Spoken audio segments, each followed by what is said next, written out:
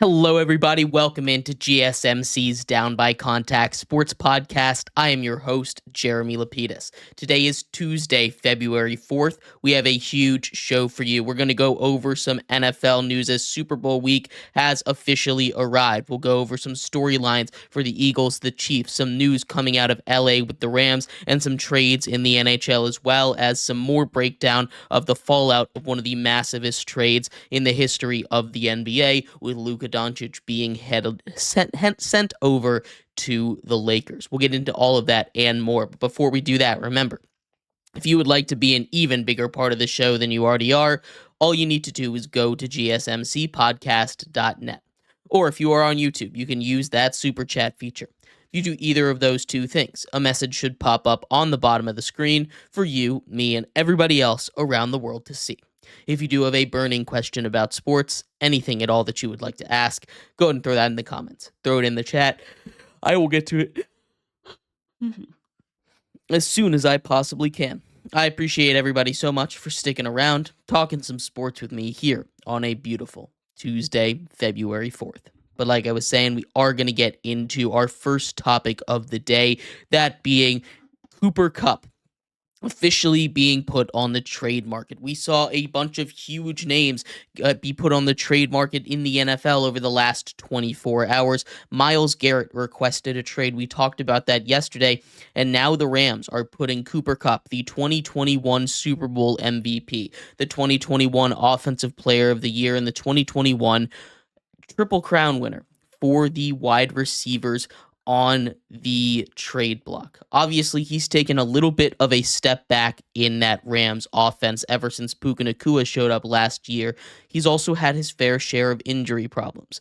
Cooper Kupp, a guy that has been pretty injury prone throughout his career. One of the few years that he did not miss a single game was, of course, that 2021 season where they end up winning the Super Bowl and he gets all his accolades. Now, Cooper Kupp this season, in games where Puka Nacua wasn't available, but he was, showed that he could still be that elite option, that elite number one guy that they look to as far as carrying an offense, carrying at Rams team. Now, they weren't very successful in that tenure, just 1-4 in those games without Puka Nacua, but Puka Nacua has definitely graduated from behind him to in front of him as that wide receiver one. Cooper Kupp was talking about potentially finishing his career with the Rams, but now the Rams have decided that they are going to move off him. This is not like the Myles Garrett decision. This is one where the Rams said, hey, he's just not gonna fit. He's got a contract of about $20 million right now, of which the Rams could eat $8 million of it and make it a $12 million cap hit for whoever trades for him. He's got 2 years left on his deal, so this isn't going to be you get to choose wherever you go, but the Rams are trying to do good by Cooper Kupp here, finding a place for him to go to. So Cooper Kupp hits what is basically free agency, right? Cooper Kupp comes out here, and he is someone that is going to get a lot of suitors, but he only wants to go to a winner. He said he wanted to finish out his career with the Rams, but I would venture a guess that he wouldn't want to go just anywhere now that the Rams aren't going to be having him. So I made a list of a couple of teams that I think might be interested in his services. Now, of course, a lot of teams out there are going to be interested in his services. We can talk about the Jaguars with Liam Cohen as their new head coach, that kind of connection with Sean McVay as the offensive coordinator when he was over there, and Cooper Kupp was there as well back in 2022. We can talk about the Giants, a team that needs a wide receiver along with Malik Neighbors. We can talk about any team. Any team could really use a wide receiver like Cooper Kupp. He's a very reliable guy in the slot, but there are a couple teams that I think are winners or on the cusp of being winners that I think would be a little bit more intriguing for a guy like Cooper Kupp if he were to be traded to. And I'm going to start off with those cusp of winner teams. I'm going with the Colts here as one of the options. The Colts, as long as he's okay with Anthony Richardson, really don't have that elite wide receiver option. They have Michael Pittman, right? And Michael Pittman is a guy that I really like. But he showed this year that he isn't someone that can carry a team. You have Alec Pierce, another kind of deep threat over there, and Adonai Mitchell, the rookie that they brought in this season. You add Cooper Kupp to that mix, there's automatically a guy that everyone is paying attention to. He can be a safety valve for Anthony Richardson in the flat, who struggled in the NFL without a really good safety valve option. I think that would be a great spot for him to land. The question is, does he want to go to a team that's a fringe playoff competitor at best? I don't know if that's really his best option. Another team that kind of falls into that category is the Pittsburgh Steelers. Outside of George Pickens, they did not have another option offensively. And Russell Wilson and Justin Fields would both love to have a Cooper Kupp there to get the ball to. Now, I'm not sure if he wants to go to Pittsburgh. That's a run-heavy offense. That's a place that, again, hasn't really been super successful for wide receiver twos, for these slot wide receiver guys that aren't, making these big plays over the top. Now, it has been for guys like George Pickens, if they can go deep over the top here, right? But that's not going to be the way that offense goes. I think the Steelers would be interested, but I don't know if they're really going to be a team that Cooper Kupp is going to want to go to. The Patriots always are an option here. They need to get a wide receiver, but again, they're not in that winning tier, so I'm not paying too much attention to them. Outside of those, there are a couple teams that are winners that made playoff runs this year that I think would be interested in a guy like Cooper Kupp. And we're going to stay in LA for one of them and to keep it simple with the Chargers, the sister team of the Los Angeles Rams, the AFC counterpart there. They have Ladd McConkey, and that's about it. You add Cooper Kupp to that mix, I think it'd be like a little pairing, just like he had with Puka Nacua, but it wouldn't be quite as elevated as Puka Nacua is. But that would be a really cool pairing to see. You get Justin Herbert some more help on offense. That's someone that I think would be really good for the Chargers, as that's one of their biggest needs heading into this season. The Ravens, also another option. They make a deep run in the playoffs this year, the Baltimore Ravens do. The Baltimore Ravens come out and they always have a need for a wide receiver, right? They have Zay Flowers, who was a Pro Bowl selection before his injuries made him sit it out. He finds his way on. He was a really good receiver this year, right? Zay Flowers is probably the best receiver that Lamar Jackson has had. Rashad Bateman has made a huge stride forward as far as health goes this season, and you see how much of a difference it makes when he's out there on the field healthy. But they don't have that wide receiver that, they don't have that knockout blow at wide receiver. Zay Flowers is good, but I think what Cooper Kupp could bring to the table over there might even be able to add to the way that they use the tight end games, that 2 tight end system with Likely and Andrews. I think it would be really cool to see him over there. And the Ravens are always in on getting more wide receiver help, and especially if they can get it at just $12 million, that would be a nice spot for them. But there are a couple other spots that I think would be a little better than the Ravens. The Buffalo Bills, they moved off of their star wide receiver in Stephon Diggs. He moves over to the Texans. They don't need a receiver over there despite injuries all up and down that receiving core. They'll get a couple of them back. But maybe the Bills decide that we need to get help for Josh Allen, despite the fact that Josh Allen had a near MVP campaign without really that elite number one weapon offensively. Maybe they go out and get help, but they need help at a lot of other places, and I think they're a team that might target Myles Garrett first before they go out and try to get Cooper Kupp. But the team that I think makes the most sense, the team that I think would be the best fit for Cooper Kupp, is the Washington Commanders. The Washington Commanders come off of a magical run. Jaden Daniels is going to win Rookie of the Year. He leads his team to the NFC Championship game where they get stomped by the Eagles. And sure, they need a lot of help, but the most important thing is they've got the money. This is a trade that won't be too expensive for the Rams for the Washington Commanders, because the Rams won't have to eat salary on this, right? Instead of eating $8 million in dead cap, they can just trade that whole salary over to Washington in exchange for a little bit less in return. That's something that I think the Rams would be really interested in, especially as they try to re-sign Matthew Stafford and get this team back to the point where they were at this season, making it to the NFC divisional round. This is going to be a really, really interesting spot. Again, playing next to Terry McLaurin, who's a deep threat and outside receiver, you give him that slot all to himself. He doesn't have to play on the outside. This is going to be really good, right? Team him up with Jaden Daniels, who loves getting those guys the ball in the flat, in the short route, in those underneath balls, as well as stretching the field up top. He can play the kind of role that Olamide Zaccheaus was playing, and that is a massive, massive upgrade for the Commanders, going from Zaccheaus to Cooper Kupp. I think that by far is the best spot for him. Now, as a Giants fan, I'd love to see him come up to New York and play for the Big Blue, but I just don't really see that happening. Cooper Kupp, I think his best spot is the Washington Commanders, as they desperately need a wide receiver too, as well as a lot of help on the defensive end. But let me know what your thoughts are. I'd love to hear them. We're going to take a quick break. When we come back, we turn our attention to the Eagles and their Super Bowl storylines. Super Bowl always comes with its fair share of stories. We'll talk about what is at stake for the Philadelphia Eagles as they take on the Kansas City Chiefs in Super Bowl 59. We'll be right back here on GSMC's Down by Contact Sports Podcast. I feel like I'm losing my mind. Is everybody in the world blind? Please, Lord, give me a sign, a sign. I feel like I'm losing my mind.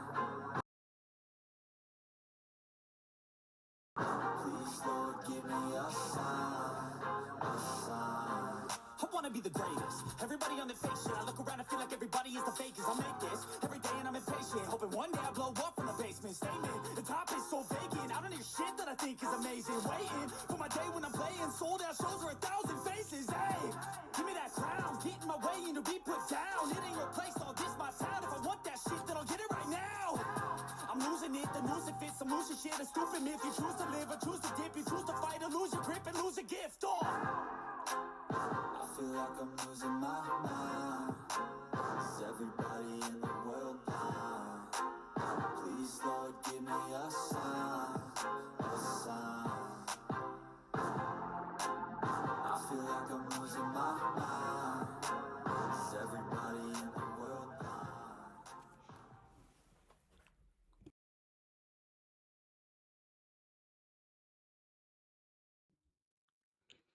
Welcome back to GSMC's Down by Contact Sports Podcast. I am your host, Jeremy Lapidus. Today is Tuesday, February 4th. If you are just tuning in, we just finished going over the Cooper Kupp possibilities as the Rams announced that they are putting him on the trade market immediately. This is going to be a big trade. He's going to be one of those big fish out there along with Myles Garrett in the NFL offseason market as soon as the Super Bowl wraps up. In this segment, we turn our attention to the Super Bowl itself. There are a bunch of storylines coming in on each side, and we're going to break them down. We're going to start off with Philadelphia. What is important for them is they try to get a big win, their second Super Bowl win in team history. But before we do that, remember, if you would like to be an even bigger part of the show than you already are, all you need to do is go to gsmcpodcast.net. Or if you are on YouTube, you can use that super chat feature. If you do either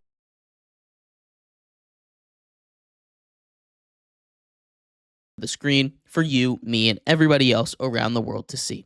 If you do have a burning question about sports, anything at all that you would like to ask, go ahead and throw that in the comments. Throw it in the chat. I will get to it as soon as I possibly can. I appreciate everybody so much for sticking around, talking some sports with me here on a beautiful Tuesday, February 4th. But like I was saying, we are going to get into the Eagles Super Bowl storylines for the big game, and there are plenty of them. We're going to start off with the most obvious, revenge.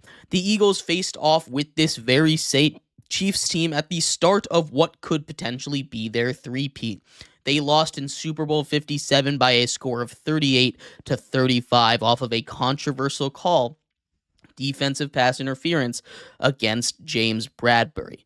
Now, James Bradbury is not going to be playing a large role in this game, but still, there's going to be a lot of the same guys that led the Eagles just 2 years ago to this spot that are on the field now. Now, again, this is not the same Eagles team. There's a lot of new faces, especially on the defensive side of the ball, but still, This is a revenge game. This is just the this is the fourth time in the history of the Super Bowl that we get a quarterback rematch. In all three previous quarterback rematches, the team that has won the first time has won the second time. That is a trend that the Philadelphia Eagles are looking to buck. They're looking to buck the trend of repeat Super Bowl quarterback rematches, right? That has never ever happened before. And that is something out there chasing history for an Eagles team that has already made so much history. Saquon Barkley is under 100 yards away from breaking that is going to break the all-time single-season rushing yard record held by Terrell Davis of the Denver Broncos back in the 90s.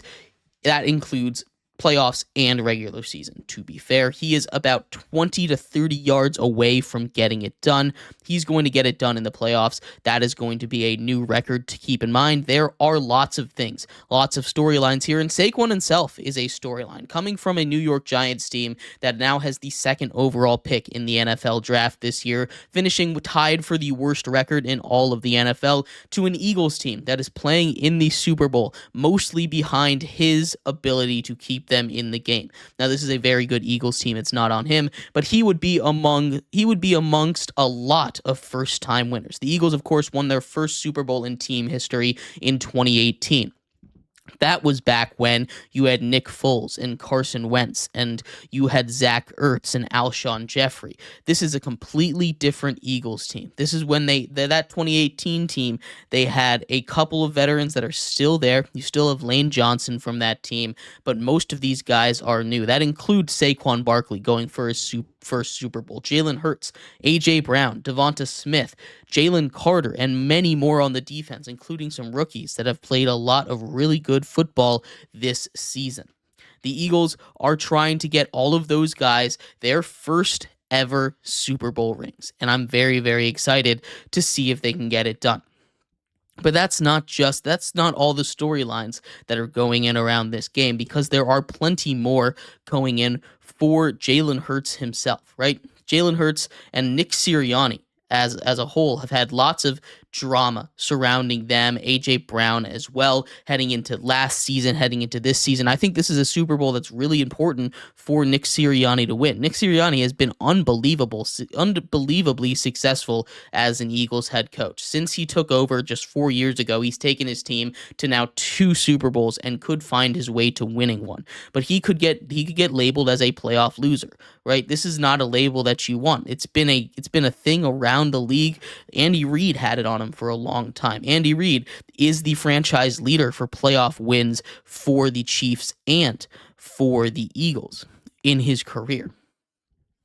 Right? This is or just wins in general, including playoff games, wins.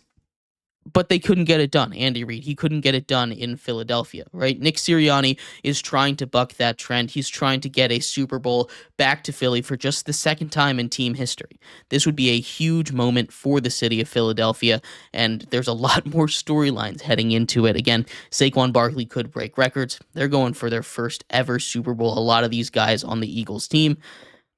Just the second Super Bowl in the Eagles' history if they were to win, and revenge first and foremost. But that's not all the storylines. Like I said, the Chiefs have plenty of their own, and we'll get into all of those coming up in just a second here on GSMC's Down by Contact Sports Podcast. Looking for your daily fix of sports talk without having to pay for it? GSMC Sports Network is available on YouTube. Just search GSMC Sports Network. Get your fix of daily sports talk shows on YouTube, absolutely free. NFL, college football, NBA, MLB, MMA, UFC, fantasy football, and so much more. GSMC Sports Network has shows running all day long, with new sports shows starting every 2 hours. Just like on your favorite cable sports channel, except GSMC Sports Network is absolutely free. Just search GSMC Sports Network on YouTube to catch one of your new favorite shows, like the GSMC College Football Podcast, Chip Shot Football Podcast, Hoops and Heels Women's Sports Podcast, GSMC Basketball Podcast, and so many more. Check it out for yourself. GSMC Sports Network, now available on YouTube absolutely free. Search GSMC Sports Network on YouTube right now.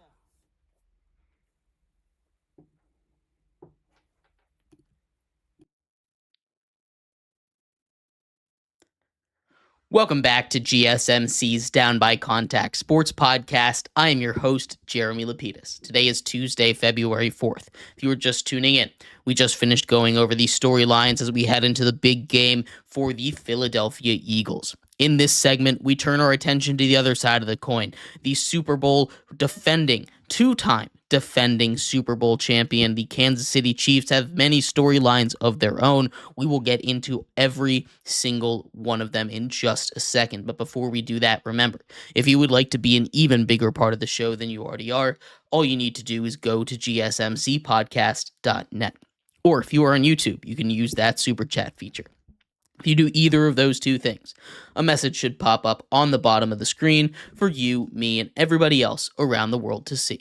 If you do have a burning question about sports, anything at all that you would like to ask, go ahead and throw that in the comments. Throw it in the chat. I will get to it as soon as I possibly can. I appreciate everybody so much for sticking around, talking some sports with me here on a beautiful Tuesday, February 4th.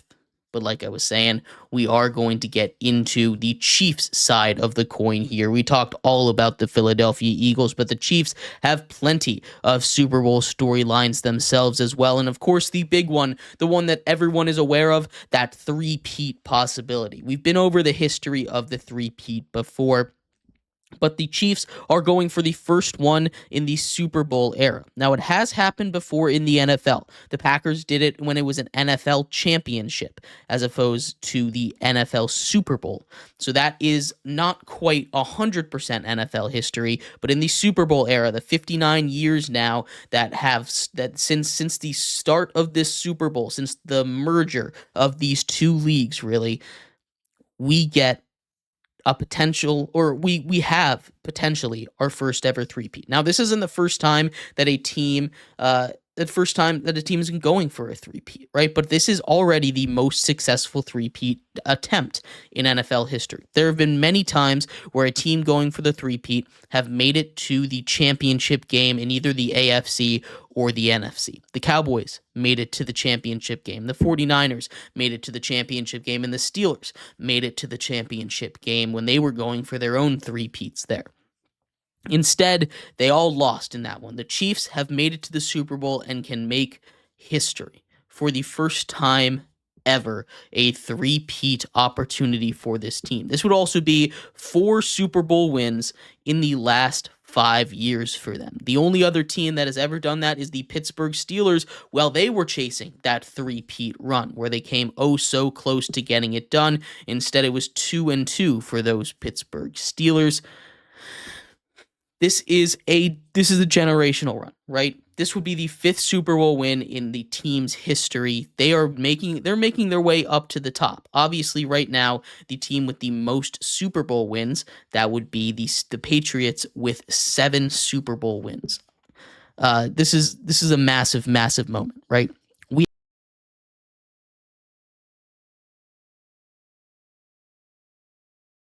Patrick Mahomes is someone that has already made just about every single accolade you probably could have expected. If they win this Super Bowl, Patrick Mahomes gets his 5th Super Bowl.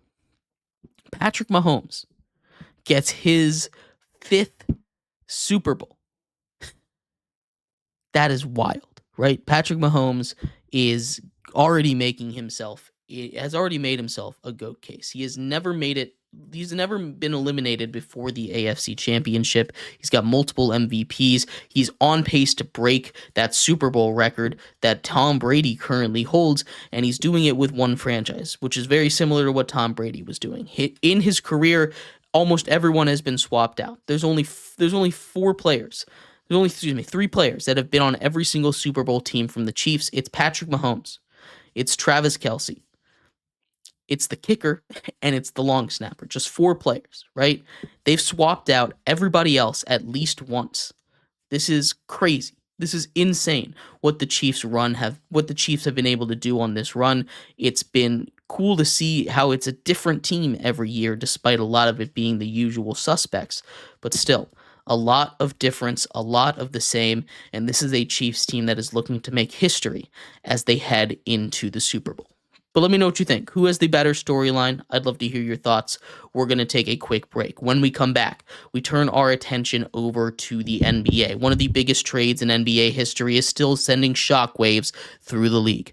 We talk about the aftermath, specifically on the Lakers side of the deal, as they search for a new starting center. We'll be right back here on GSMC's Contact Sports Podcast.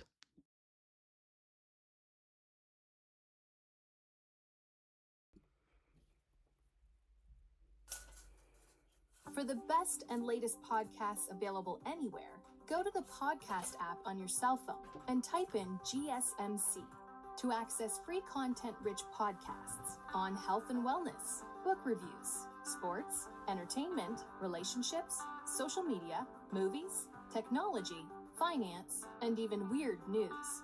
Subscribe and download the GSMC Podcast Network's family of shows, available everywhere podcasts are found.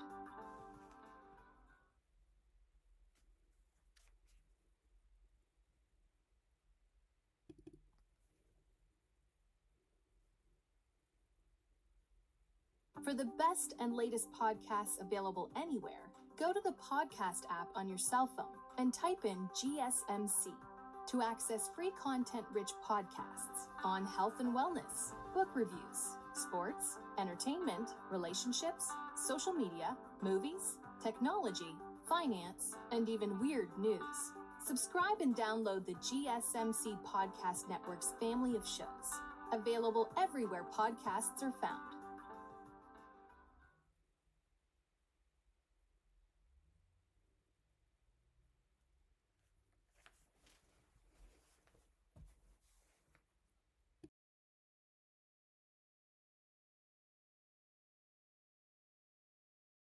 To GSMC's Down by Contact Sports Podcast. I am your host, Jeremy Lapidus. Today is Tuesday, February 4th. If you are just tuning in, we just finished going over the storylines for the Eagles and the Chiefs as they head into the Super Bowl. The Chiefs chasing a three-peat, and revenge is on the Philadelphia Eagles' minds. In this segment, we turn our attention away from the NFL. Super Bowl week is here, but it's not the only thing going on. The NBA has continued to shock the sports world and really take over all of our minds as Luka Doncic and Anthony Davis have swapped teams along with a few more pieces. But what are the Lakers going to do now? They only have one center rostered, and they need a better center there, if I'm being completely honest with you. So what should they do? Which centers are available, and who would be their dream center as they make a push towards the NBA playoffs? But before we do that, remember, if you would like to be an even bigger part of the show than you already are, all you need to do is go to, gsmcpodcast.net. Or if you are on YouTube, you can use that super chat feature. If you do either of those two things, a message should pop up on the bottom of the screen for you, me, and everybody else around the world to see. If you do have a burning question about sports, anything at all that you would like to ask, go ahead and throw that in the comments. Throw it in the chat. I will get to it as soon as I possibly can. I appreciate everybody so much for sticking around, talking some sports with me here on a beautiful Tuesday, February 4th.